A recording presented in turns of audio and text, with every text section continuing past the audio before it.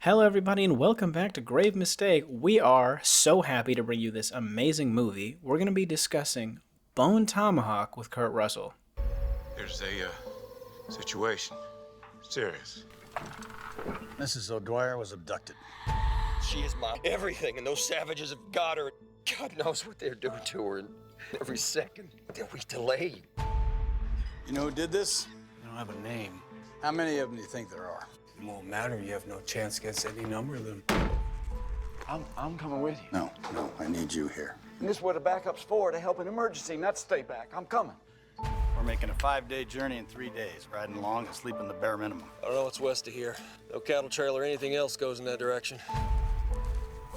If our horses die before we get there, or we go into hostile territory, weak and foggy with exhaustion, we won't rescue anybody.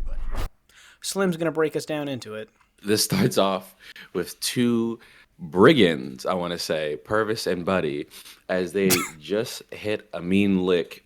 And they are robbing these dead people next to like a valley. And this is set in, I want to say, the Old West, obviously, but I don't know, maybe Texas. And they're hiding away from these other people, maybe like some law members coming to find them. And they start to hear these horns, it's blowing, and they are suddenly and brutally attacked by these what they call troglodytes. And the story is based off of the survivor Purvis making it to a town far away, and these troglodytes are apparently tracking him. And once they get there, they start to steal people from the town. And we have Kurt Russell being the deputy, and the main story is him going to go find these people from the troglodytes. So yeah. Yeah, this is the weirdest movie ever. Definitely a strange Kurt Russell pick outside of the fact that he's our protagonist sheriff, which we've seen him do like 12 other times. I think I was enamored the whole time. The movie is crazy. The very first scene with Purvis and Buddy, they're robbing dead people, but they're killing them in their sleep. Purvis just picks this dude up and slits his throat. Like, that's the first 5 seconds of the film. I thought it was more like they were making sure they were dead, like a double tap kind of, because he was like, you gotta make sure you slit their throats. Oh yeah, he for sure killed them. Because I think we'll get into that later, but I think that's the same reason why why John just unloads on those two strangers. Oh, John Bruder. Oh man, yeah, we'll get there. Okay, so I guess there's so much to talk about. Yeah, so when Purvis started off with Purvis getting to town. Yeah, so Purvis gets into town and he moves suspicious. Bro's a freak. He's a weirdo. I mean, it's David Arquette. So, but this is David Arquette actually acting for once. Like, this is him in his bag. I think a lot of people don't take him seriously. It's not Purvis. This is Dewey. We're gonna keep going. Okay, I'm sorry. I tried so hard to not make that comparison. So Dewey's actually the antagonist. He's the ghost face killer, if you will. See what I did there? He's the main problem. Like, this is why everything happens in the story. Oh yeah. And then we get introduced to peak Kurt Russell as Sheriff Franklin and his his volunteer deputy Chicory, who's like 90. Like, so we get like a fairly older Kurt Russell, but his right hand man cannot full sprint. Like, this guy is not running ever again. He's just so much How old older. do you think Kurt Russell is in this movie? So I'm giving Kurt Russell like 60. I'll go 60 flat. 63 years old. 63. I'll play that. And then Cherry's at least 80. like He has to be at he's least got to 80. be like 75, bro. Okay, 75 more than likely. He was moving, but But this is also the 1800s, so realistically, Kurt Russell's like like 40. 32, yeah. That's funny. Yeah. But all that whiskey and snake oil got him looking terrible. Chicory's just like 40. Chicory's 40. Okay, anyway, we're losing the plot. So we gotta talk about the O'Dwyers. The O'Dwyers. Oh yeah. Okay. So hold on. So Purvis is moving sus as fuck, and he goes to the bar. Okay, and then basically Purvis and Chicory get said get told there's this dude moving different over at the bar. I Gets don't know, alone. something wrong with him. I think they said, oh, I see.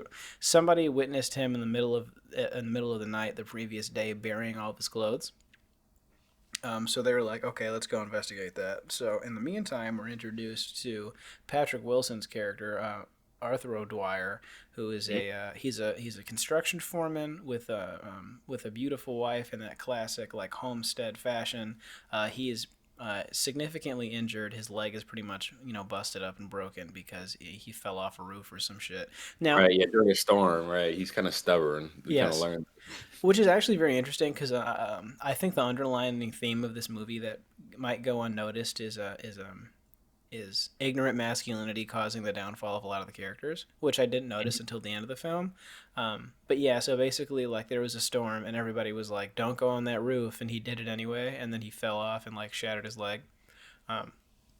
So he's gonna become important later. So we cut back.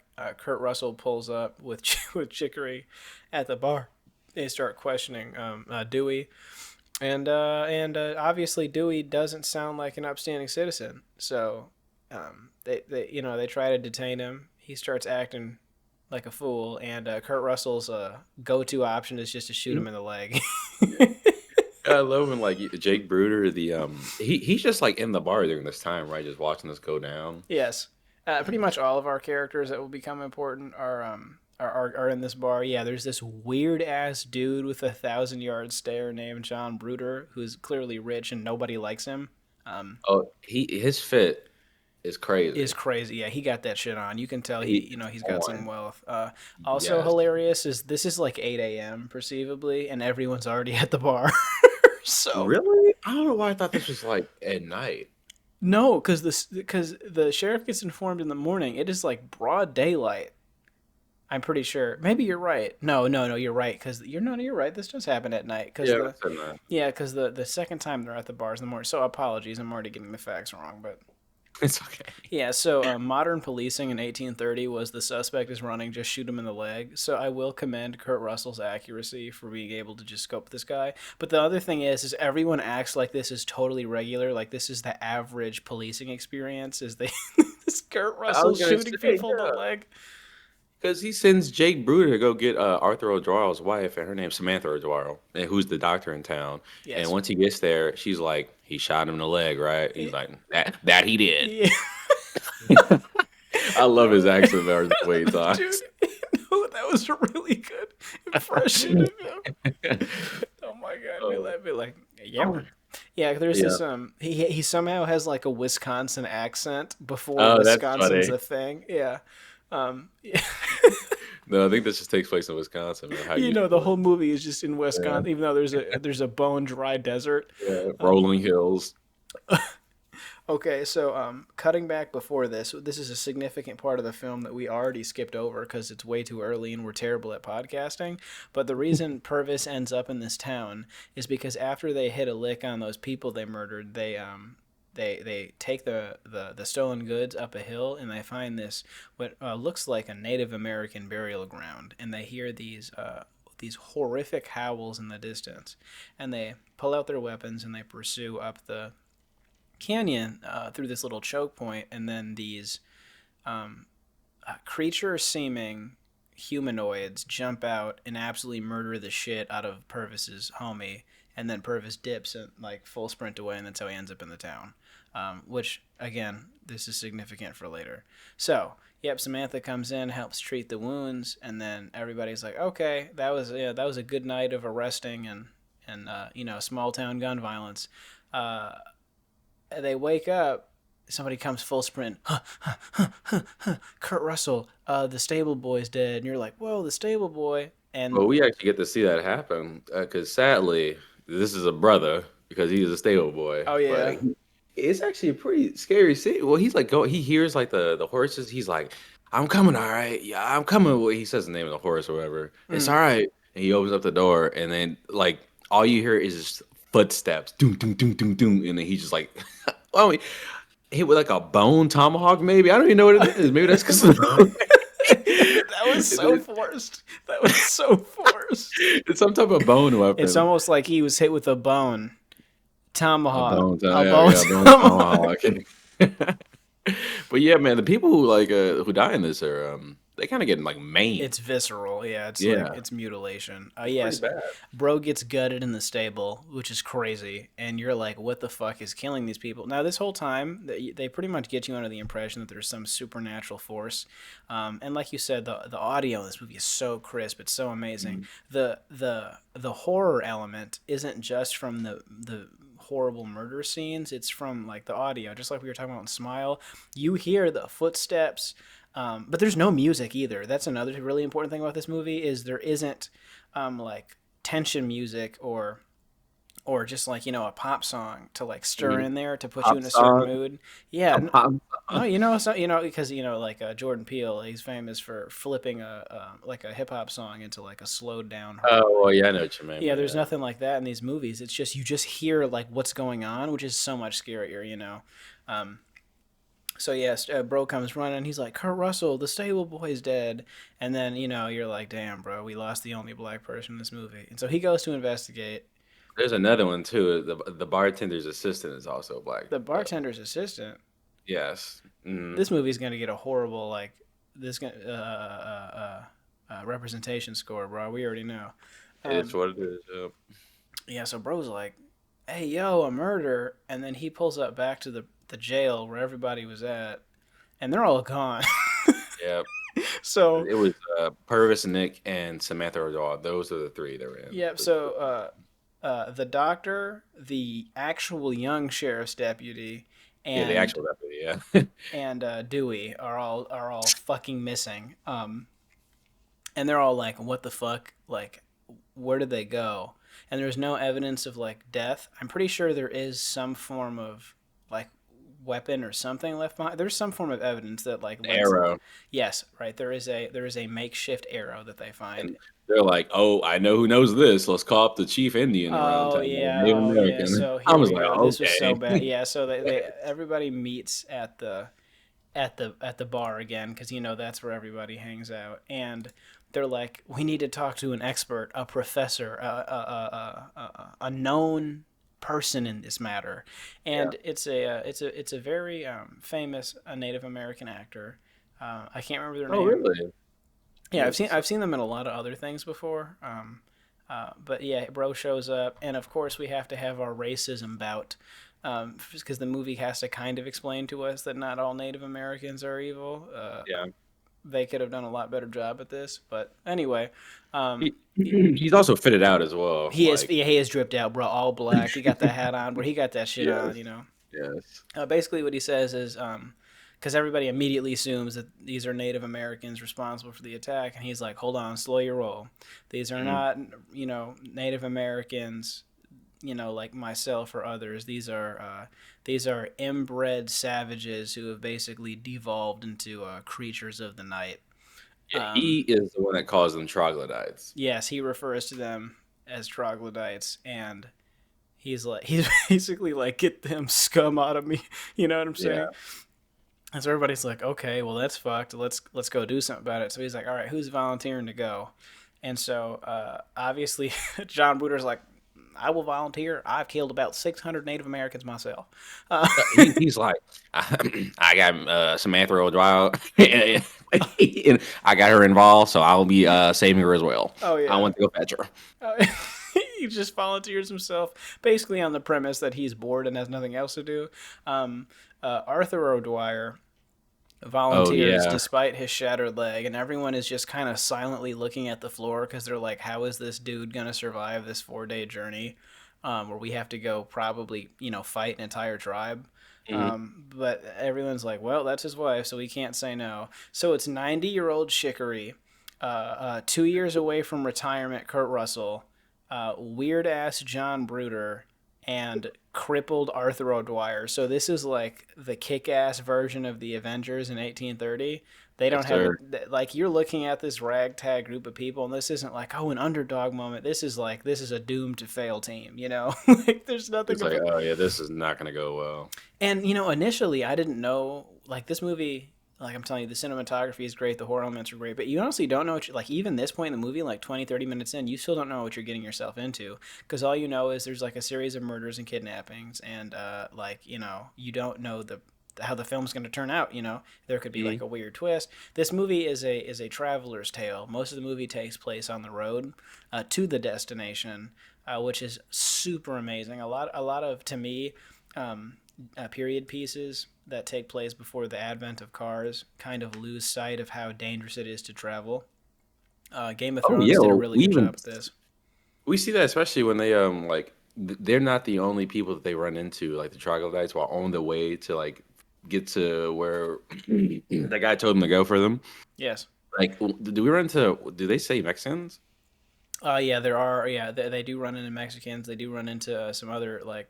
I think that for the I most think it part. might be the same because I think once well, we can talk about that. Like they set up camp after like they're on their horses. They set up camp, and Bruder's like, "Ah, I got these bells, guys. So No, make sure you announce yourself when coming into the party, unless I'll shoot you on the spot if I hear a bell." yeah, no. Bruder was like one experience away from becoming the Joker. Like his entire personality is uncomfortable. I don't know like what his stage direction was, or if the director informed him on how to like portray this character. But his eyes don't fucking move the entire movie. This dude's face is always stone cold, but not in like a intimidating way, in like a psycho way, because not only does he not really react to anything, but his voice does. He'll make jokes, and he like participates in satire, but like I said, his fucking face doesn't move. So he's such an interesting character with like a backstory that you're kind of like interested in. It's like a weathered soldier almost, like maybe somebody who's seen way too much and is like Well, kind of. that's definitely the case. Like especially when we find out later on. Correct. Yeah, so he sets up these fucking these bells. So basically, anyone within like a 50-yard radius will alert them, and he's giving them the rundown. He's like, "All right, boys, since I fought in like 16 wars and have fought against Native Americans all over this country and killed 400 men myself, if you hear the bell, don't even look, just shoot." That's his advice. His advice is if you hear the bell ring, just immediately shoot at the general direction of the area. And I'm pretty sure, I think Kurt Russell or Chicory's like, "Wouldn't we want to like see who we're shooting at?" And he's like, "Nope." Well, I think doesn't it go off first, and it's like a cat or it's something Yes. like a No. dog, and they just Yes. like immediately they're laying down, and you'll see an arm go up with a gun and then shoot immediately. It's so funny. Yes. No. This was a comedic moment. My man sits up like the Undertaker and just quick draws into the night, and then you hear like a whimpering coyote like 5 minutes later. That's the only scene, just to let you know it works. It's pretty funny, man. Yes.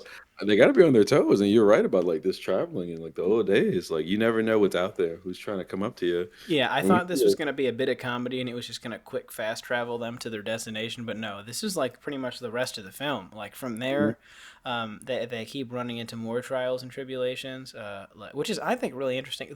Also the road, like a lot of the movie is them walking as if it's like Lord of the Rings and they're traveling to Mordor, so you can see how uncomfortable and how off the beaten path they are, because like their steps are uneven, they're stepping on rocks, they're carrying all this shit. It's like I don't want to fucking make that destination travel, bro. Like I'd be living in Blackwater from Red Dead 2. I'm not living Oh, Blackwater. That's so in fun. That's a good call. in Armadillo. You know what I'm saying? Like I'm gonna be in a major city, bro. Like traveling seems fucked. Like I know they all got nasty ass feet too. Yeah, because eventually they get their horses stolen by the supposed Mexicans. Oh All yeah, right, yeah. and then So they're on foot. yeah, so they get to traverse most of the journey on the trusty steeds, and then Oh, the best part, right? No, yeah, because they get attacked, and I think we get like a POV from somebody else, and you just hear somebody fighting, and then we look up, and Jake Bruder is like has a knife in his oh shoulder. yes, yes. Oh wait, no, you skipped ahead because we have to have the first interaction. Oh, okay, when they run into the actual individuals, right? The Yeah, two. so the following night, now that we've gotten Chekhov's bells into knowing that they work, when they're asleep, you hear the bells go off, and everyone wakes up again, and this time it's actually two people. And you're like, And now this movie is fucking amazing. Like, they just did such a good job. I'm so proud of this movie. So the audience, as well as the characters, have never seen these other two characters that just set off the bells. It's two Mexican or Hispanic gentlemen, and basically they've triggered the alarm, and it looks like they're kind of creeping up to the campsite. And like I said, the first scene in the movie is Detective Dewey slashing someone's throat and robbing them in their sleep, like, travelers just like these guys. So you're already primed to be like, why the fuck would these guys not announce themselves? That's the first question that gets asked too. Either Sheriff Franklin, which is Kurt Russell, or John Root, or somebody's like, if you really had good intentions, why didn't you say anything? And they were like, oh, we were just trying to walk up first to not scare you. I'm suspicious as fuck, right? I'm like, bro, I don't trust these guys. And then, so Kurt Russell is kind of, you can see the gears turning in him and Chicory's mind. They're trying to figure out how to do this. Like, they tell them to toss their guns away, and they're like, well, do we arrest them? Do we like force them to turn around? Like, how do we do this? Because we're way too far away from town to like take them back, and it is not safe to let them go because they'll just come back the following night. So while they're thinking about it, fucking John Bruder just kills both of them dead, just right there, just boom boom, kills them, and everybody turns their guns on him because that's murder, basically straight up homicide without without provocation. Yeah. So so everybody's like, what the fuck, like that was not cool, bro, you just murdered somebody, you're under arrest. And he's like, I'm gonna keep it a stack with you.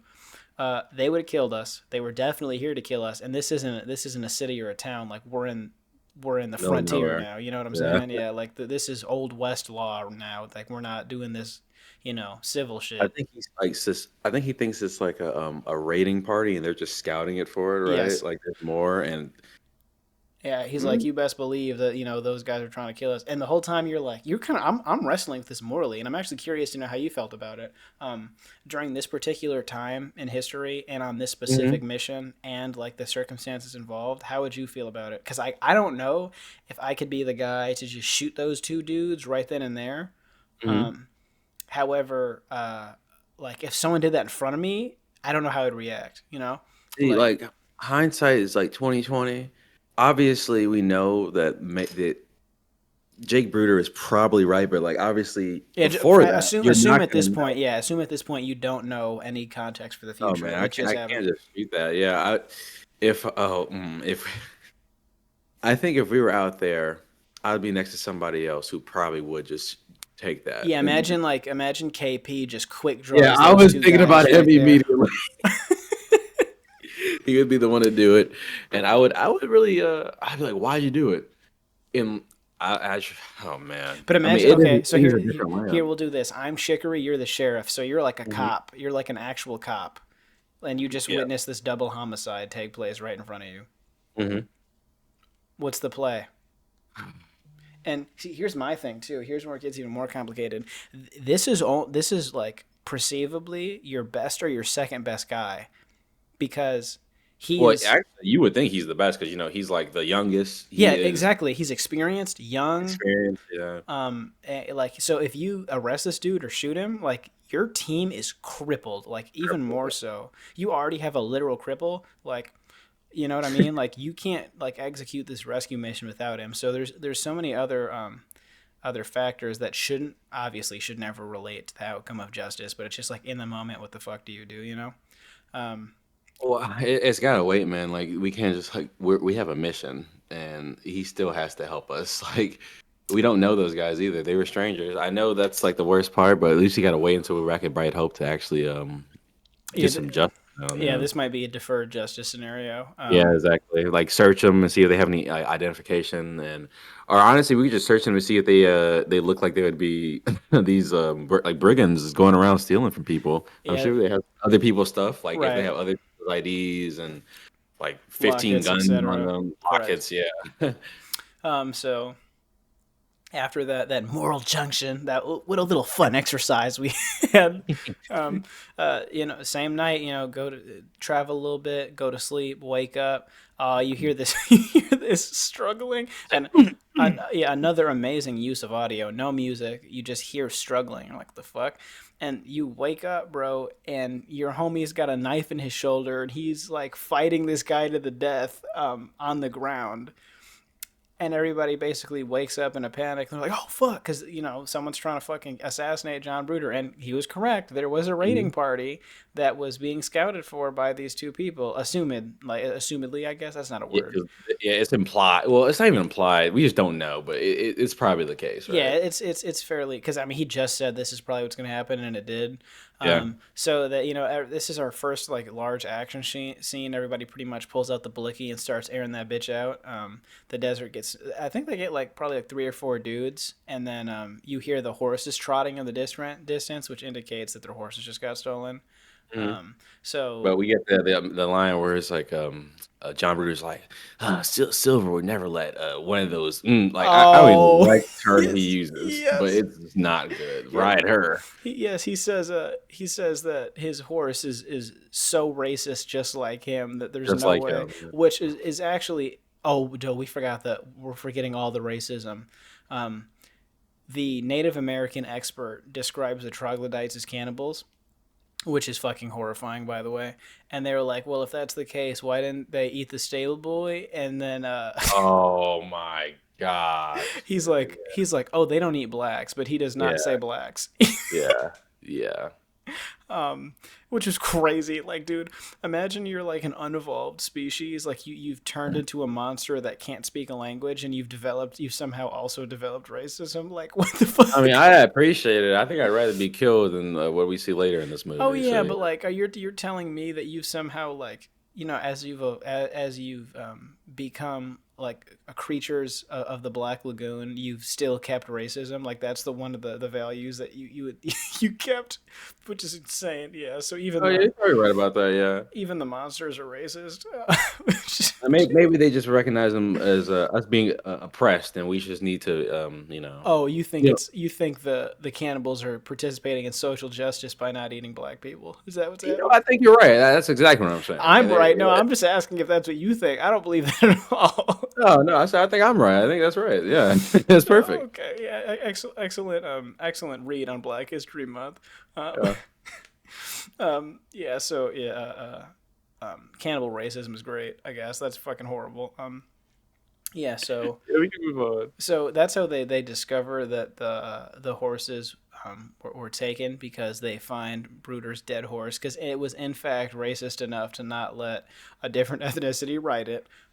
So he has to put down his own horse, which I don't feel bad for. I think this is supposed to be one of those animal mercy kill moments where you feel bad for, but that's like you know, that's like the KKK of horses that they Yeah, just someone get shot. rid of this racist horse. Someone get rid of it That's like what I mean. now. Like, I don't feel bad for this horse, bro. Yes. Like, what, bro? The Nazi horse? Like, are we Yeah, serious? what are you doing, man? Yeah. So they keep pushing, and so now John's fucking shoulders fucked up, and Arthur's leg starts to tweak. But by this point, an infection has set in, and it's looking nasty. It's getting gross, and he can't really walk on it. So the plan from this point forward is to travel ahead of Arthur and lay down stones so that way he can follow them at a distance. Mhm. And then the implication here is that, oh yeah, by the way, Chicory was a war veteran, so they're like, Chicory, you have the best medical Oh my knowledge here. god! What do you Anytime do? someone gets hurt, they're like, "Chicory, help me." Yes, because bro, it's like you just do it with what you can't. And he's like, where'd you learn medicine? He's like, it's war medicine. We basically just cut off limbs. Yeah. So he's looking at it, and they're like, Kurt Russell's like, can we save the leg? And Chicory's like, no, we're gonna have to cut this bitch off. And Arthur's like, no, Right. So like Arthur's carrying around like this he's like the opium tincture, right?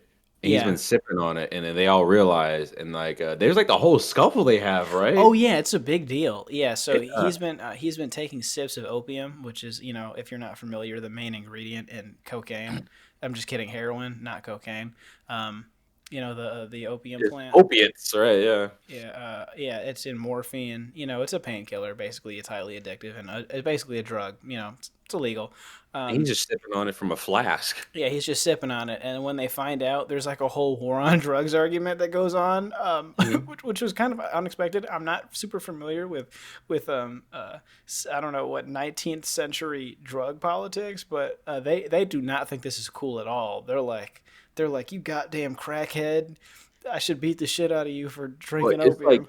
it's like we see later on when you can't take as much in a day. You have to Yes. be incremental with it. He was not doing that. It doesn't look like. Yeah, you can easily overdose, but I think their biggest problem was is it like it makes people tweak out. Like they were treating dude like he was on fent. Like it was they were not cool with Yeah, this. it was pretty bad. Yeah. So that They yeah. yeah. Wait. We forgot about the expert military move of Chicory running behind him and taking his gun. Oh That yeah. man was quick. Dude, that was actually smooth. Yeah, so we I actually get to was like, see why Chicory is the voluntary sheriff's deputy. He yes. they actually do kind of work well together. So while they're arguing with I mean, this is a Arthur, crippled man. yeah, 90-year-old Chicory actually sneaks up behind him and takes his gun out of his holster, so that he pretty much disarms him, which is pretty smooth. Mhm.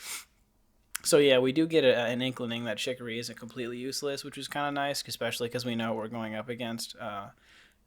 Yeah. So what comes next after this? This is this is when his leg has gangrene. Yeah, they notice it. Yeah. So after they have this tough conversation with him, and they're like, "Arthur, we're gonna have to fucking amputate you right here in the desert." He's like, "Fuck that! No, we're not doing that." And they're like, "Well, it's your choice. Like, you want either the dead weight or the missing limb," which makes sense. They're too far away from town. If they amputate his, that's what he says. He says, "Am I gonna die?"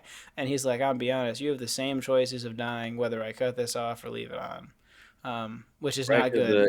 if you leave it on, it's like more risk of like the infection spreading further, right? Like, Correct, and it's also like dead weight, so it'll be like inconvenience to you. mhm. But he's gonna bleed out in the desert if they cut it off. But the sentiment there is kind of sad. You kind of get this like because by this point the horror of the film is really set in. You know how dangerous it is to just fucking leave your house. So Yeah. like following this group into the danger zone, and you are limping and you're behind like pretty much the implied circumstances. This guy doesn't have a chance. He's gonna probably die on his way there. And they kind of say that too. They're like, "What's his odds of actually making it back?" And they're like, "It's not so good." So you pretty much assume that unfortunately Arthur O'Dwyer is gonna pass away before he even gets the chance to save his wife. Which is a pretty sad notion. That's like fucking terrible, dude. Like your wife, love of your life gets kidnapped, and because and then here's the thing. Here's that ignorance decision I was talking about. Is like if he would have just fucking listened, he would be in significantly better shape to go save her. And honestly, there's a possibility that she would have never gotten took to begin with, because I don't know if Arthur typically goes with her, but he was like stuck in bed because his leg was broken when she went to go help the inmate. So. I Maybe mean, that's a pretty good thing. I didn't even think about that. Just him not listening is what caused, like, right. well, at least his like scenario in the movie, not like the ultimate scenario. Well, Right. maybe Just his rashness in general, and yeah, same thing with Purvis, like being greedy and wanting to like rob and kill people. He ends up attracting these cannibals to the small village. John Bruder quick scoping those two dudes, like perceivably is them being a scouting party, but what if they were really looking for help and then you just killed these guys homies and then they came to rob right. your horses and kill you back? So there's Yeah, just that could happen. Yeah, that's true. there's a lot of rash decision making that leads to Well, I think that comes with like being on the frontier, right? yep, just braving the Yeah, and wilderness. I don't think they really noticed, or maybe like the two sheriffs.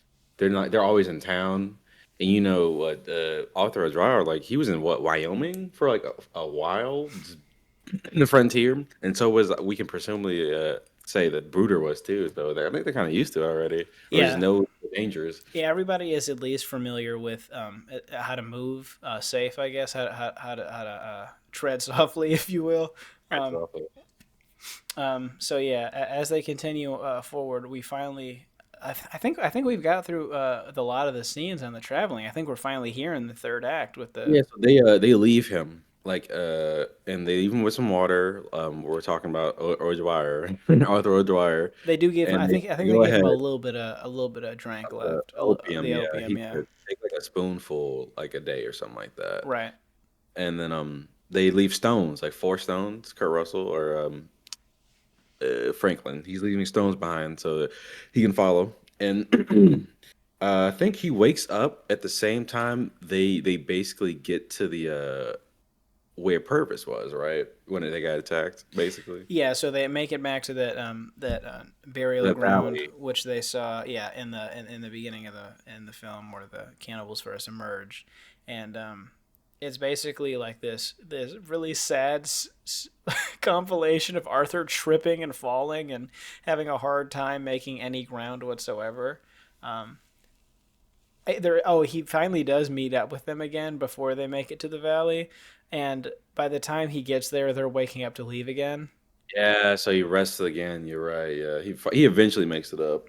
Yeah, he does. He eventually makes it like a pretty good distance, and so he's a good long ways away, and we've made it. Boom! We're at the valley, the burial ground, the place where it all started. We know it's about to get down. We about to get busy. So they look at the canyon, and they've got two, or the choke point, and they've got two options. We could either go through it, or we can go around. They do mention the possibility of going around. So the strategy is Kurt Russell and I think Chicory are going to go check. They're going to go through the thing and they're going to take a little peek. If it looks like it's clear, everyone's going to go through it because it's going to take significantly shorter to go It through was this choke Bruder point. with the stone. He picked up the stone. He goes first. And he's like, if I throw the stone back, you guys are safe to walk up. Yeah, he's like, if not, then go around because that means I'm dead. Yeah. And this guy, honestly, like, fuck Bruder, but he stands on business. He's like, listen, man, like, I'll probably get murdered, and if I do, then just keep stepping, you know. I mean, this is Forte. This is what he's good at. Like, Yeah, I guess this is how he gets validation from his peers. I guess. yeah. Is But being yes, good at yes, this. you're right. Exactly. Yeah, we need a whole movie breaking down the psychology of John Ruder. So they move through. It's safe, perceivably safe, but you hear this howling again. This soul crippling, animalistic roar. Very ominous. Very ominous. Yeah, and if you've been paying attention to the film by this point, you know that that's a signal that the It's like cannibals are someone making. seen you, right? Is Yeah. that you think the first one's that? Because usually there's two. There's like Yes. seen one, and what do you think the second one means when they do it again? I think the second one is like a position indicator, like okay, they're coming, and then the second one is they've moved up significantly or moved up to the point. You know what I'm saying? Like it's just like a call. Oh, It's okay. it's clearly some Coordinates. kind of hunting call out. Yeah. Yeah, yeah. Okay. And by this point, if you've been paying attention to the movie, you know that this means that the cannibals are likely aware of their presence, but our protagonists don't know that. So they pull up, they crouch behind a bush, and they see the opening to a cave. Now, the cave, of course, isn't on the ground level.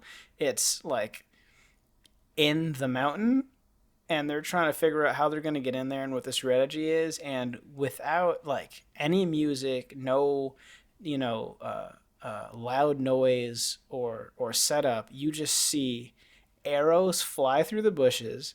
One scrapes Chicory's face, the other one goes into Kurt Russell's arm, and then you just hear the doom, doom, doom, doom, and then immediately, bro, it's three cannibals in broad daylight at like 7 a.m. running at them like 2 meters away. It's horrifying because like Right. So the sequence, like they start shooting, right?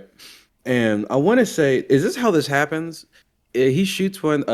Franklin's character shoots one of the troglodytes, and the axe goes in the air and lands on John Bruder's hand. Is that how that happens?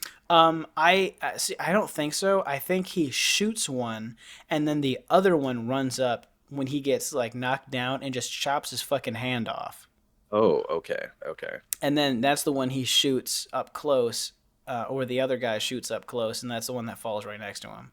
So yeah, so like these protagonists, these main characters, do not have plot armor at all. Like this movie is extraordinarily realistic. Like Chicory only survived getting shot in the head with an arrow because it hit him at an angle where it scraped his skin off instead of just going through his skull.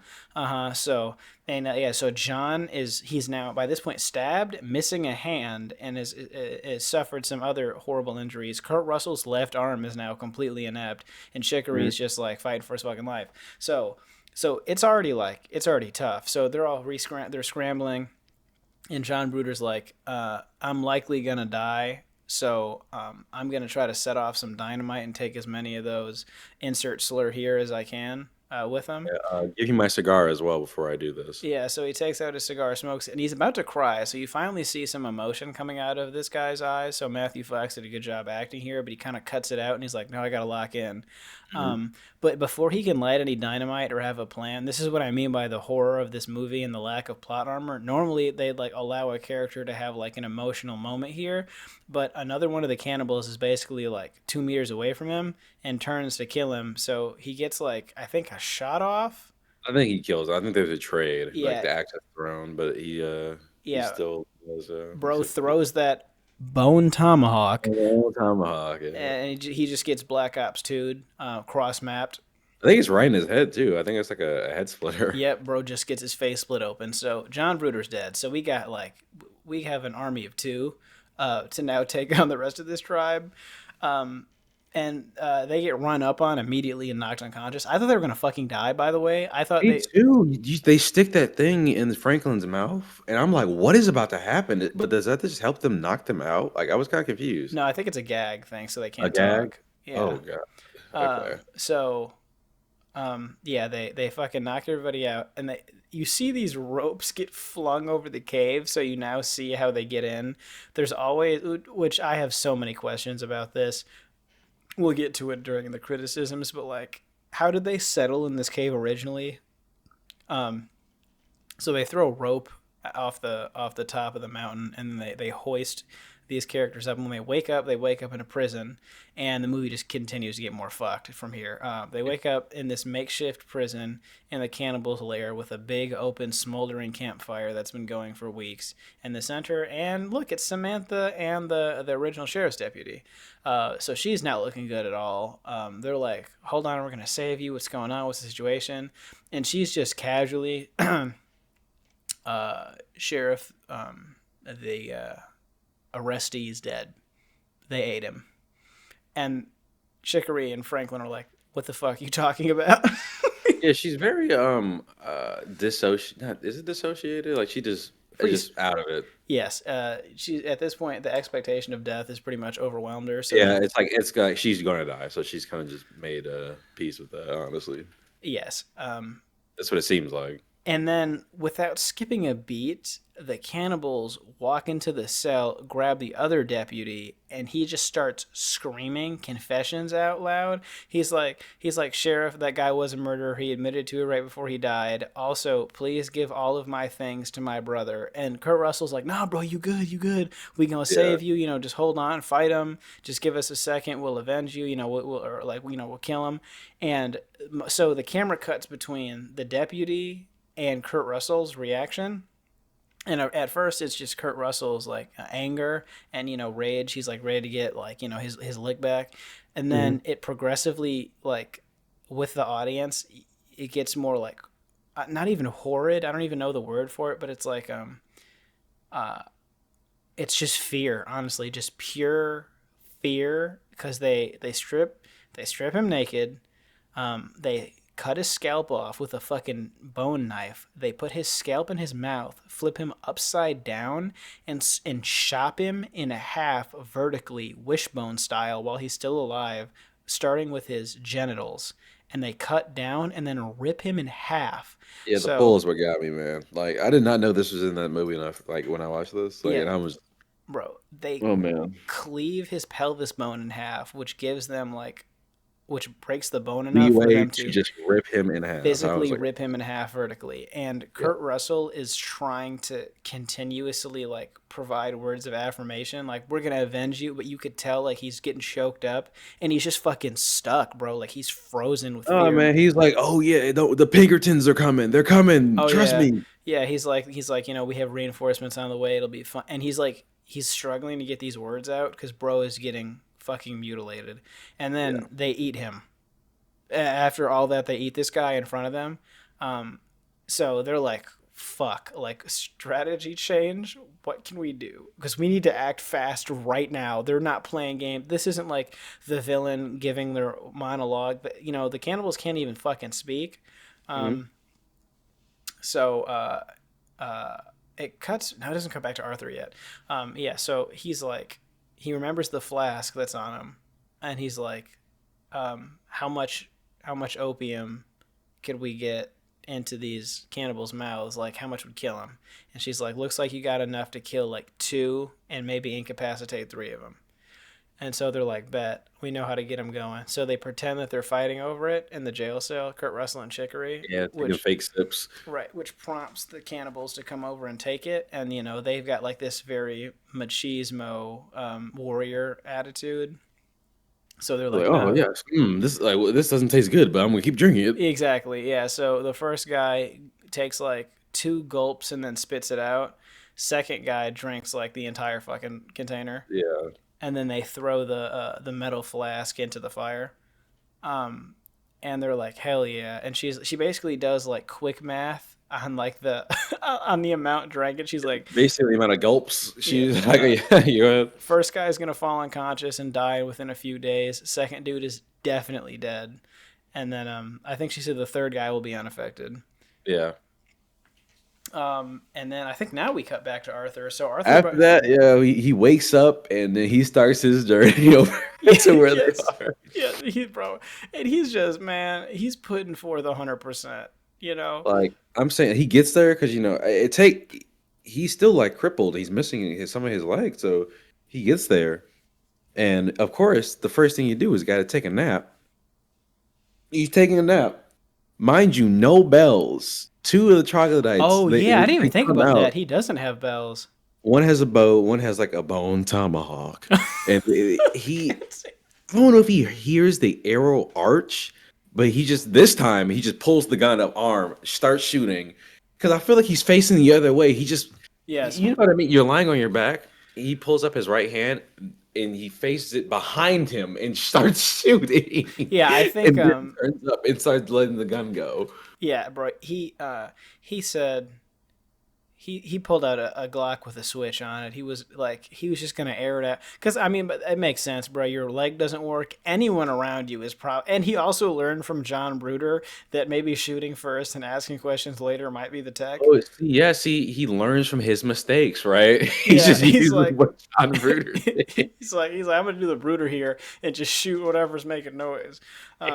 Yeah. So he clocks one of them, and the interesting thing about the cannibals is they don't really have they're not human. They're like subhuman, I guess, because they don't react like a human would. Like, they don't have fear instincts or like reaction to stimulus. They're basically like they almost act as if they're like aliens from the movie Alien, or like some other kind of creature, because they don't react to their guys dying. Like, if one of the cannibals gets killed next to the other one, there's no mourning, there's no reaction to it, there's no fear response. It's just like they just kind of they're automated.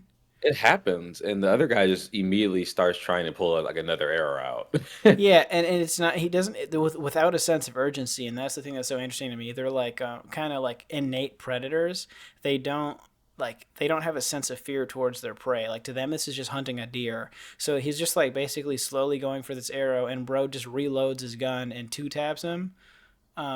He starts running at him. Actually, that was like some tension building right there. It's kind of scary, because I think he shoots the one with the archer with the bow, and the other guy picks up his bone tomahawk and sprints at him while he's reloading. You know, there's like one of those fumbling scenes. The bullets are falling. And boom. See, he just puts one directly in the chamber. That seems kind of hard to do in a revolver, right? Actually, the old revolvers, I think, are different. Oh, no, this might be one where you load from the back. The super old revolvers, you load from the front. But another thing about a revolver is you don't have to rack the round. But these are single action revolvers, so you have to pull the hammer back. So he can actually just put one bullet into the barrel and cock the hammer back and shoot him. So he does have the speed advantage there. But yeah, that was fucking terrifying. So he clocks bro, and is this the part where he finds the chest whistle? Yeah. So he I don't know what makes him do this, but he looks at their what is that? That the trachea? That area? Yeah, I think so. Yeah. So he it's like on the neck, and there's these, looks like a flute attached to their neck. It's like embedded. So I don't know what makes him do this, but he cuts it out. It's like a mouth. There's teeth on it. So he sees the teeth that are stuck in the open chest. Right. And I think out of curiosity or something, he cuts it out and finds out that it's the windpipe. It's like the actual it's basically like a new organ or limb that these creatures have developed. It's when they exhale or scream really loud, it makes this Makes the visceral whistles. whistle Yeah. noise through their chest. So it's like their communication method. So he cuts it out and he finds out if he blows into it, it makes the same noise that they make. And so he makes it to the valley. And this is funny. So Arthur, again, a character who learns from his mistakes or the mistakes of others. Did you notice that he doesn't go through the choke point? He actually Yeah, goes yeah. around. He's like, you know what? Oh, I think I'm gonna go around. And I'm like, Yeah, oh, okay. Maybe he's that like, you could know, work. he's like, fuck that. Yeah.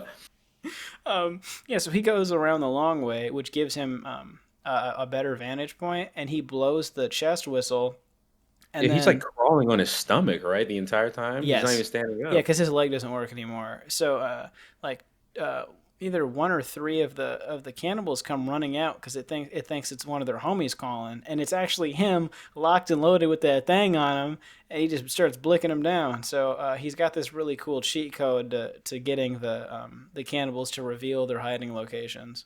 Mhm. So, Uh, okay. So maybe the sound is for them, somebody to come to where that came from. You know what I mean? I But think I'm not sure if he knows the exact whistle because obviously there's gonna be right. different whistles. I think it's kind of like, have you ever tried to bark at a dog before and they just look at you confused? Hmm. I think it's like that. It's like I'm hearing me, but I don't see me. You know what I mean?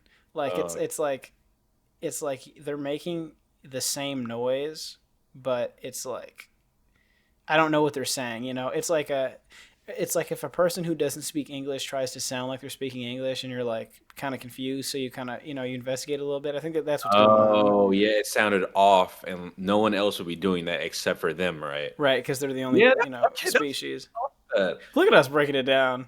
Man. Yeah. So, oh, man, we cut back into my worst nightmare, which is the cave.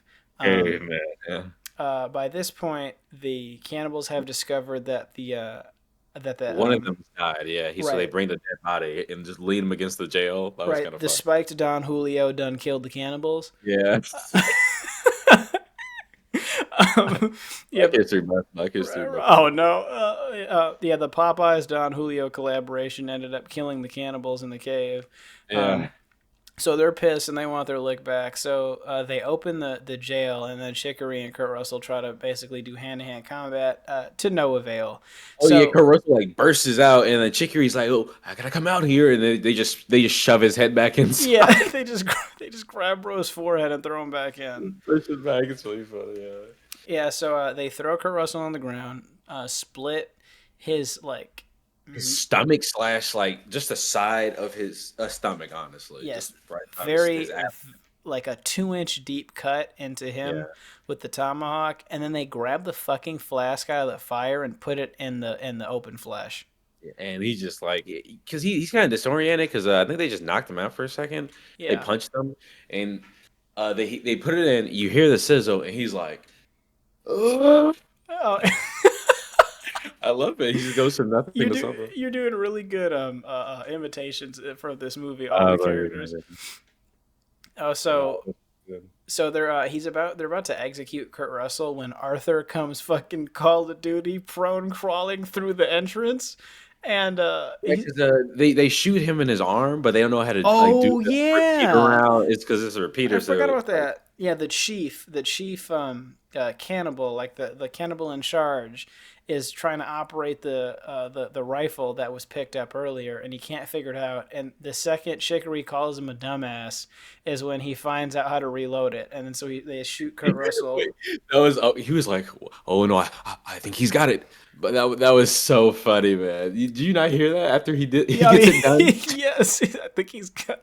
I think he's got Wait, it. you know what we forgot to talk about? That we'll circle back, but every Okay. single one of Chicory's lines we've basically glossed over. The best part of this movie, like the Chicory quotes, because he's a yapper. Like this whole movie, which we haven't talked about once somehow, Chicory will just randomly bring up a topic that has nothing to do with anything else. Like Oh yeah, the fleas. the fleas. Yeah. So there's before this when Chicory's asking Kurt Russell why he was telling him the Pinkertons were coming. He's like, "Oh, I knew you had a plan." He's like, "There wasn't a plan. I was just trying to make him feel better about, I just wanted him to know he was getting avenged because that's how I'd want to feel." And so while he's getting his chest split open, Chicory's yelling, "We're gonna avenge you! The Pinkertons are coming!" Which is like Yeah. so dumb because he just told him that that's clearly a lie. So Oh man, like he just he's trying his he's best, very man. realistic. Yeah, Yeah. he really is. So Arthur somehow comes with his fucking that thing on him. He starts shooting everybody. He's going crazy. Yeah, he kills like what, three? Yes, and Samantha is doing math. She's like, "This is how many I've seen. So there's likely this many left." So Kurt Russell can't really speak, so he says his final goodbyes as best he can, and says he does his classic "I'll hold him off," last stand thing. Mhm. So while they're about to escape, you see, because they were there, it was mentioned that there's two blind women that are part of the tribe of cannibals, and Yeah, you, bro, like they couldn't just let us slide with. I don't know why they had to show that because like by the time we see that scene, everything else is done. But Yeah. yeah, that it just brings some type of just gross sexism in there that Yes. just I guess that was just a part of the old west, but that was really hard to look at. Like, Yeah. So the women in the cannibal tribe are blinded and crippled, and they sit on a ledge pregnant. So the implication is that they are completely stripped of all physical mobility and are only used as birthing machines, which is yeah. what the fuck. So like a derogatory term for Native Americans or foreigners during this time would be savages, and it seems the creation of the cannibals is to manifest whatever the worst fear of a savage, like the frontierers or a white Oh, man's this is the gravest frontier's worst fear. nightmare. Oh, for sure. Yeah. After seeing this, oh my God, Yeah. no. So like the thing that they always talk about is like the manifestation of this movie. It's the villain. Is this thing that they pretend that they're going against, but it really isn't. So I guess maybe that's the comeuppance. Like that's the theme of the movie is you say these other people are savages, but wait till you encounter real savages. Yeah, yeah. Oh, okay. Look at me, Meta Scott. commentary. That's right, Professor Jesse back at it again. Yeah. Starch is locked in. So yeah, Kurt Russell is his final stand. You hear a couple of rounds go off, which indicates that he probably got a couple more before he died. And then they all just make their way back home, I guess. Like I Yeah, don't. it's like a scene with like a. Oh, actually, I like the last scene. Well, Chicory's talking to Kurt before they leave, and he's like, "Yeah, tell my wife I said bye. I'll be seeing you soon." I was like, "Oh man, that was really Oh good." yeah, and he tells Chicory, "I'll tell your wife hi for you," Yeah. because Chicory's wife had passed away. All right, well, Oh. that was a good run through. I guess we can go through segments now. Oh, well, Um, in the ending scene, real quick, it's just like they hear the shots go off, and Chicory's holding this rock, and he just throws it, and that's the last thing we see, and it's basically like, oh, the fight's over. I like that. it's kind of like a somber ending. It doesn't like it, this is gonna sound kind of fucked, but it's like they went to go save Samantha, which was like awesome because that was the goal. But like Hmm. a lot of people died, like more people died going to save Samantha and the other two than would have died if nobody went at all. Does that make sense? See, I always So think about this kind of situations. I feel like that happens a lot in like just movies in general, or one person is abducted. Like let's say like it for example, like who gets abducted in that movie? It's the girl. I forgot her name. oh And god. then they all go on this dangerous trek to go get her because like you kind of have to. I Yeah, think it's it's like about not leaving people behind. a lot of people behind. Yeah. I totally agree. It's just kind of scary to think about, especially like I guess they didn't really have enough time to wait for reinforcements, but you're telling me they couldn't have gotten more able-bodied people to go on this mission? Yeah, honestly, where are the dudes at? Do they mention that it's kind of like not that many people in town or Yeah, I think it's something? a very very small town. Probably like maybe like five families at most. Like it's super small. Yeah, like there's like the one rich guy with like 15 cows and everybody else just is just around. Not that many Yeah. people in general. Yeah, the vibe is kind of like this is the small town of small towns. Yeah. All right, so let's move into the segments. So we'll go criticisms. Um, I got a couple. Like I said. I don't even think I know one. Can I say what I think Oh you're yeah, go gonna say? ahead. Go ahead. You're gonna say like how Arthur O'Driscoll made it up there. Man. It is, we just don't know how you did Absolutely. that. My biggest problem with this movie is the fucking mountain cave. How the Yeah. fuck, like, So I think it's presumed that he can get in somewhere else. But what I like to think is funnier is that he did it. They threw the rope down. oh, They he did the little yeah the whistle thing, and then yes. And once he got up there, he just started going crazy. yeah, but like did they not Obviously, look down and see him? I don't know. Like that's definitely probably not what happened. But well, the first time we see them do it for Franklin and Chicory, they just throw the rope and they don't even look down. right, but like, did he body strength? Just upper body strength that? Oh, Jesse, I'm saying that I hope this did not happen like this, but it probably didn't. But it's a thought. I thought it was funny. No, yeah, like, and also, you're telling me that these motherfuckers inhabited this cave by just fucking free climbing the side of it and then got a hold of some rope and decided to create this whole mechanism of hoisting stuff. But that's so much work. Actually, I kind of looked up like troglodytes, and they're kind of just called cave dwellers. Like that's where the word comes Oh, from. that's a thing. And apparently, like the definition was exactly what they said. Let me go back to it.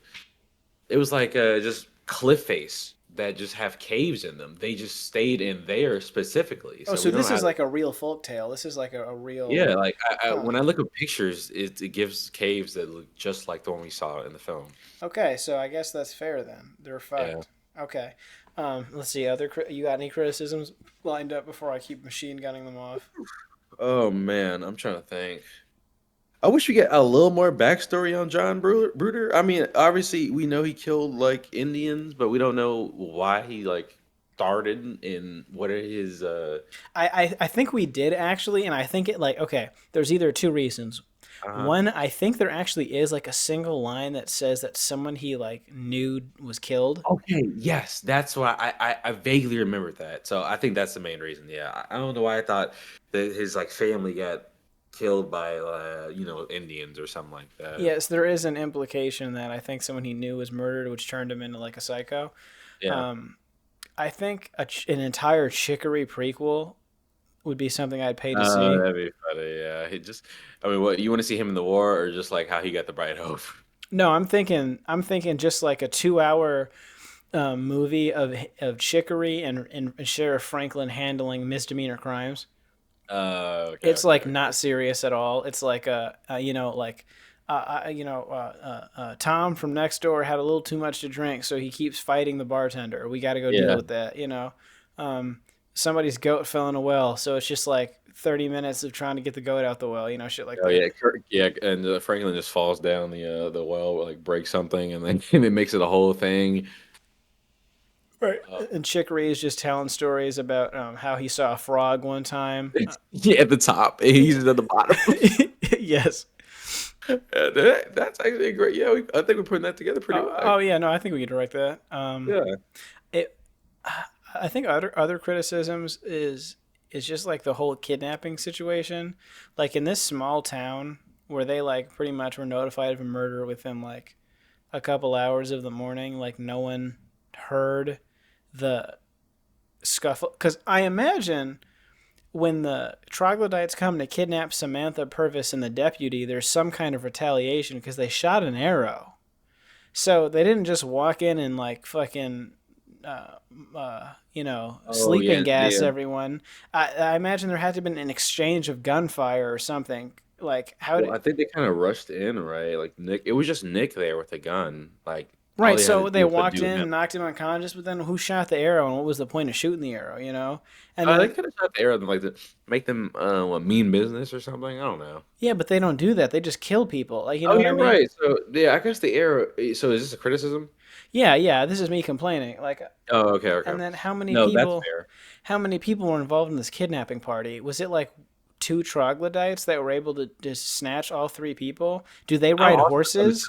I'm also gonna. Yeah, but I think they steal the horses. No, I don't or know. do We they? never saw. We've never because they can't store horses in that cave face. Yeah, I mean, I can see them just taking them and not like So they carried them domesticate. for a 4-day journne.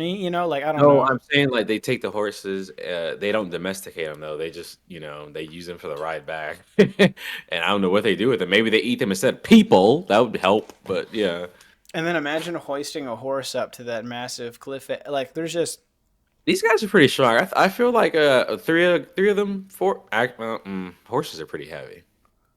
yes. Maybe they cut them up. Maybe they cut them What's up. the They're. the average weight of a horse? I'm gonna look that up real quick. Hold All right, on. let's see. Average weight of a horse right now. Average weight of a horse.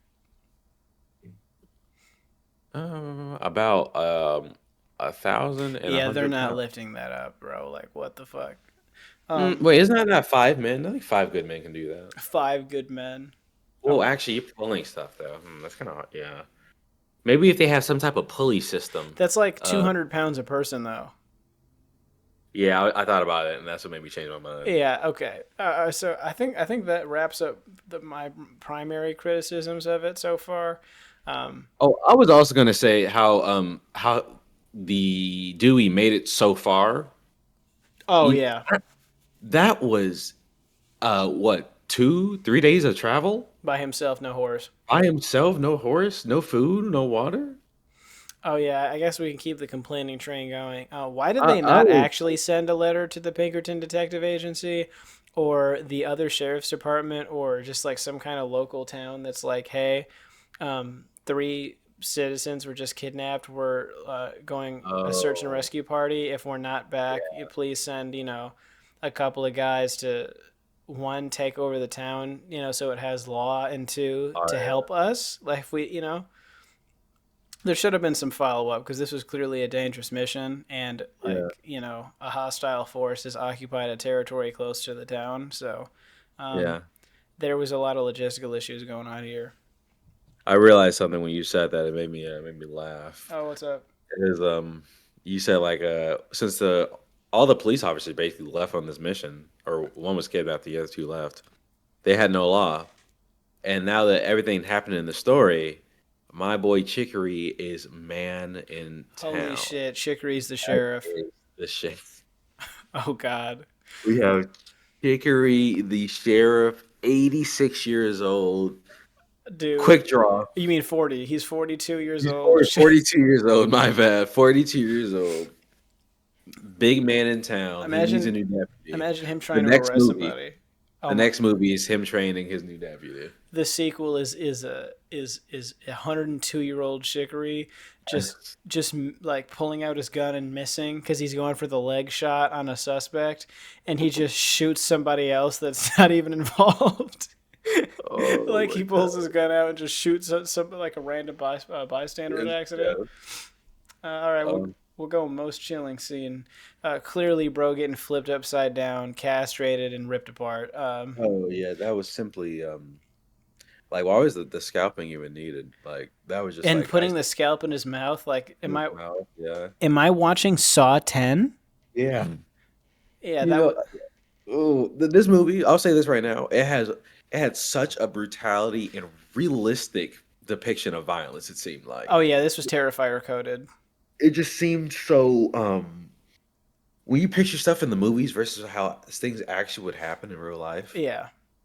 this seemed just very chilling. Just him cutting open Franklin's stomach, any arrow being shot, you just hear the whistling for a second and then its impact. Yeah, like I said, then no music, just the stomping, and then a murder happening. Yes, man. They just seem like It the could way they happen. filmed it, like just especially in the opening scenes, but when we didn't really see the troglodytes too much, they seemed like monsters, like you said, Yeah. just not real.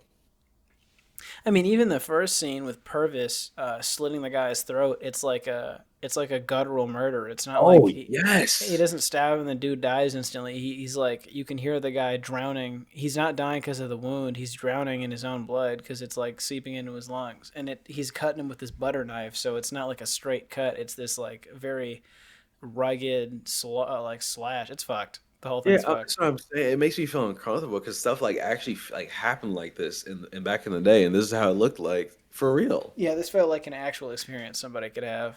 We'll go pick your death scene. Um, Ooh, yeah, pretty fucking horrible there. I'm gonna go with just getting shot by Bruder unexpectedly and dying in one bullet. oh, by John Bruder. Okay, you know what? Actually, that I guy's was a racist. I can't give him another kill. no. Oh, you're right. Uh, yeah, this is tough. No, This there's this just not a chicken better shoot option, anybody? bro. No, there's just not a better option, man. Unless you want to be like a troglodyte with a neck whistle. Yeah, I'm good, bro. I'll just get shot by John. Oh man. Oh, you talking about shot? Okay, like he shot the two mysterious men. Yeah. Oh man. Oh yeah, because everybody else who dies is pretty much a It's try. so bad. Yeah. Yeah, I'll just be the other guy next to you. Yeah, we'll be Oh, those we'll two. both just get shot and Yeah, killed. Okay, yeah. gotcha. I'm not doing this one this A time. victim of gun violence in the Old West. What Yeah. an amazing way to go. All right, Graves' Mistake. If you're not familiar with this segment, this is where we outline a character's worst decision making that leads ultimately to a cataclysmic demise. Now, this is really interesting because Mhm. typically one might say Arthur's decision to go on the roof because it handicapped him significantly, but it Mhm. also might, like, one could also argue that if he didn't show up later, he would have just gotten killed with everybody else. So it was Right. actually good that, he fell and et cetera, et 'Cause cetera. maybe if he was more able-bodied, he wouldn't like sit and think as much as he does of how, like what path he should take correctly. You know what I Hmm. mean? I feel like he'd have been a way more rash. Maybe another John Bruder type character. Yeah, he had to learn his lessons. I think the best grave mistake was surely the decision on Purvis's part to try to like walk through the burial ground and deface it. That's kicked off everything. Oh Just yes. being a piece of shit, honestly, it was just like the ultimate I mean, these grave guys are mistake. like us brigands, man. I love that word, brigands. But yeah, Brigands. just violent outlaws who just kill people on the road. And just and take their scraps. Yeah, All right. that's what we're supposed. I would say mine. Sorry. Oh, okay. I was gonna skip you. So Oh, awesome. Oh, okay. I would say mine would be John Bruder, and I would just from him being so experienced, but him also going through like the choke like point. He's supposed to be a very experienced like murderer, so I expect him to at least. What made like Arthur Aguero go around? You know? I think the implication is Bruder unironically has a death wish. Oh, Because when he gets stabbed, he doesn't show any regret about it, and like he's the guy who volunteers to go through the choke point. So I think he wants to die. oh yeah. He said, "I'll take Vanguard." Yeah, Yeah, like what movie is it? If you've ever seen The Magnificent Seven, like mhm. the whole plot of that movie is a bunch of dudes who have lived like way too long and have killed way too many people, and they're all like volunteering for the suicide mission because it's like one of the few times in their life that they get to They'll like, actually do something and yeah, then do something. something good. So they're like, yep, Yeah. this is a good way Okay. to die. So I think that's kind of Bruder's mentality here. Elite. I see, Jesse. Nice. Okay. Thank you. Well, that's my only criticism, and that got reversed. So yeah. Yeah. Yeah. No. But I think that's not incorrect. Like that, that was stupid. That was a grave mistake. They should have just flanked because they would have had a better opportunity there. For sure. Yeah. All right, so we'll go. We already went through sequel possibility. Is Chicory going to the flea circus to find out whether or not those fleas are actually like real or just being operated by a stick? You know. Yeah. We'll see. Well, yeah. And I mean, I'm thinking he trains. I'm thinking he trains like Michael B. Jordan to be the first black sheriff in the all in right. the state of All right. Arkansas. Okay. I don't know. I think it'd be a good movie. Actually, I think that'd be kind of funny. I like that sequel of him getting a new deputy, It'd but just be Django. Yeah. it's just Django. Chicory's just the German guy from Django. He's Christoph Waltz. We Yeah. just didn't Christoph notice. Waltz. It's Christoph Chicory Waltz. Okay, I'm sorry. That was so stupid. All right, representation station. Man, have I been waiting to get to this. So, representation station is where we grade the film on its representation of minority characters. And holy shit, does this movie get the worst score we've ever seen? There's two black characters. Both of them are working class, Servants. Yeah. poor servants. One gets murdered so horribly, and then First death of because the movie. Well, yeah, no, second actually. death of the movie, Town. and because of his blackness, he doesn't even get eaten because he's viewed as Tainted less meat. than tainted meat. And then we've got just the representation of Native Americans. We've got one in the whole movie, and basically he just scapegoats other Yeah, like Native the Americans. token one Yeah. who switched sides apparently, right? Yeah, and then his thing is like, guys, it's okay if you hate these Native Americans, you audience members, because they're really just inbred savages. But like they kind of explain the troglodytes are Native Americans, and like we said earlier, they're kind of the manifestation of the frontier's fears. So even though this might be real folklore, it still feels a little bit rooted in some discriminatory views on a certain type of people. So like, yes, like these monstrous cannibals like are definitely the villains in this, but like I can't help but kind of think that this feels kind of weird. Like a group of white guys are going to stop these kidnapping foreigners from doing something monstrous. You know what I'm saying? Like it feels a little it feels a little like the movie is really good, and practically and simply it's like fine, but when you think about it and like the historical context of just like that time in America, it doesn't really resonate well. Yeah, what time did this movie come out? Like 2015? Actually, interestingly enough, this movie has a really good score. It came out October 1st, 2015, but it did not do well in the box office. It had a budget of $1.8 million and only received $475,000 at the box office. So I guess a lot of people just weren't vibing with the marketing, or I think it was the marketing. I mean, like we see it's a good movie. We both enjoyed it. see, I've never But heard of this movie, which is interesting to me though. So like, I heard of it randomly, yeah, with myself. Like it's yeah, I don't know what no happened with this.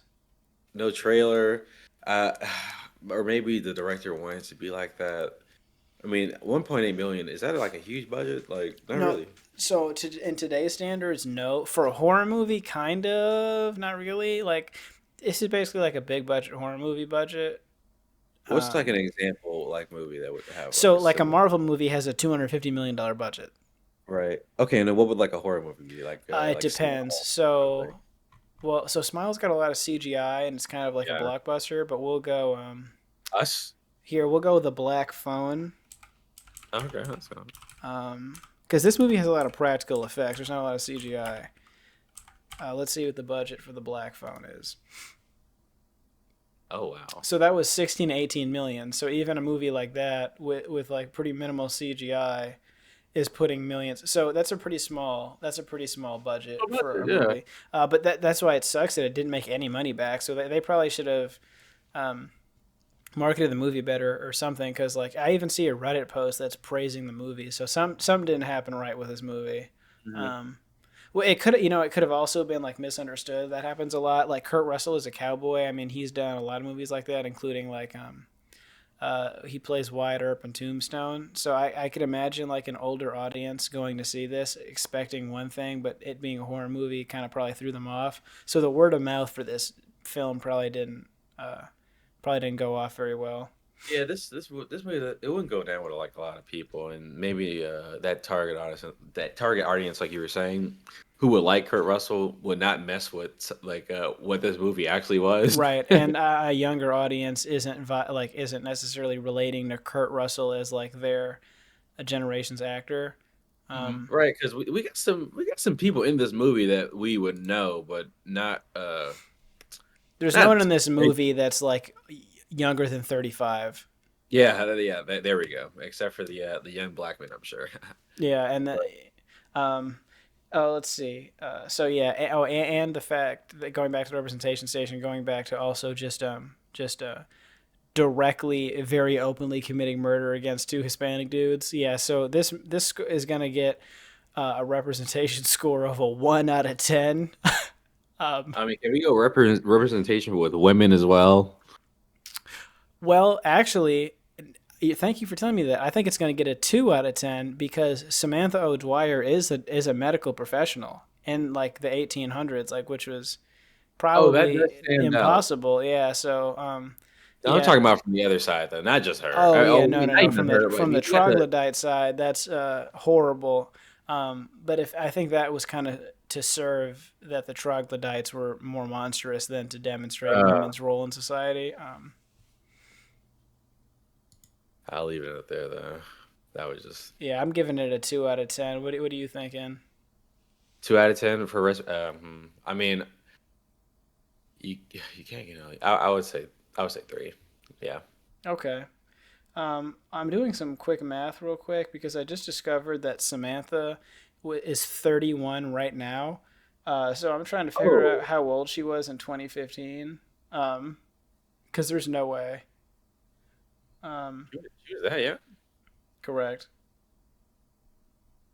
She, what? That, am I doing math wrong? So 2025 minus 1993, 32. That doesn't make sense. So, oh, she must have been, what? Oh, no, I'm stupid. Guys, that's 2025 minus 2015. That's 10. She was not 10 years old when this movie came out. I don't understand it. What's Wait, happening? what are you talking? It came out in 2015. Yeah. Oh, I'm Yeah, so stupid. Yeah, but so if she was born in 1993, how is she 31 years old right now? No, that makes sense, right? So how old was yeah. she in 2015? Oh, it was 10 years ago. So she was 21. Sorry. Sorry, guys. Oh Oh God. my God. Cut this out of the podcast. Oh, leave it in. Leave No, I'm it leaving it in. in. I'm leaving it Oh in. my gosh, it's so funny. Guys, I'm so sorry. I just I was about to bring out my Oh, calculator, I had to, but trust me. I was fighting. I was fighting like, over there. dude. Yeah, so she was 21.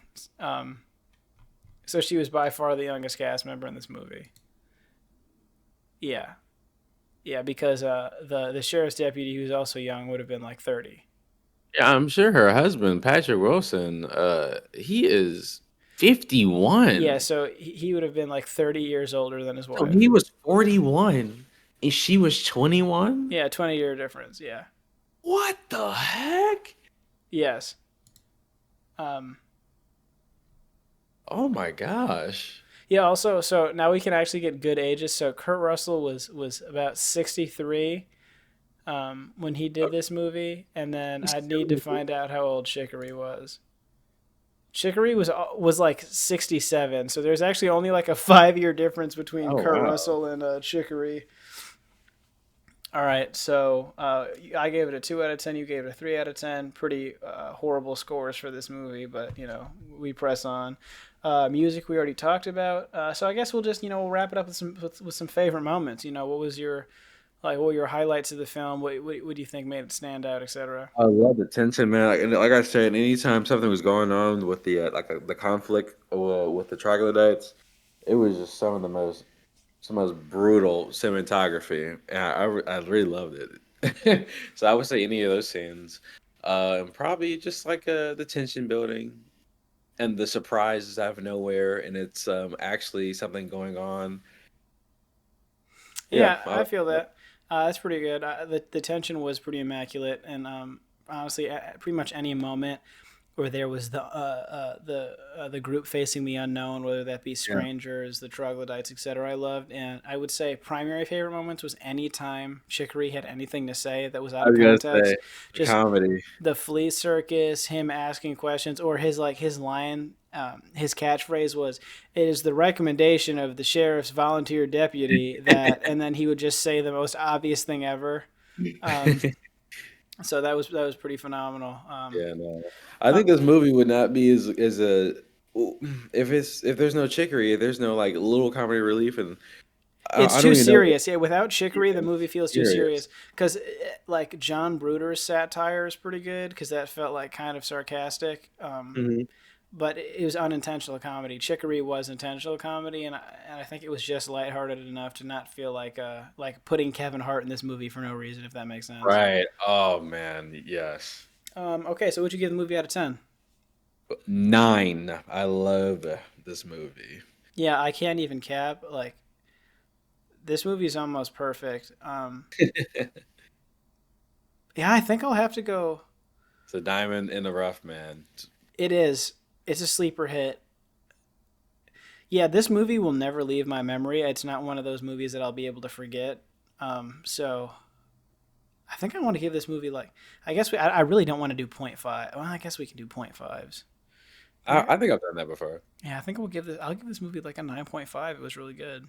Okay. Yeah, I would like some more movies to be like this. I'm just obsessed with like folklore getting I turned was into gonna like a very say, realistic horror movie. if I look up Western horror, what else is gonna pop up? Yeah, Is there this is something? unique. This is extremely Yeah. unique. There's not a lot of instances of horror movies being set in different time periods, Oh, specifically what is this it? one. A period piece, a horror Yeah, movie like well, Nosferatu we just saw, but right. like But like, it's not usually yeah, that's not the case. we'll see horror movies with vampires and werewolves in like 18th century London and stuff like that, but we don't see like the Old West being used as The like a Old West setting specifically, yeah. for horror. So yeah, honestly, fantastic experience. Thank you guys for listening. Sorry if it felt a little bit long. We just really enjoyed this movie. So yes, please don't forget to engage with the content. Like we have a YouTube channel, Spotify, etc. So whatever platform you're watching this on, please like it, comment, do something, make that engagement look better. And we'll see you guys on the next one. Bye bye. Bye.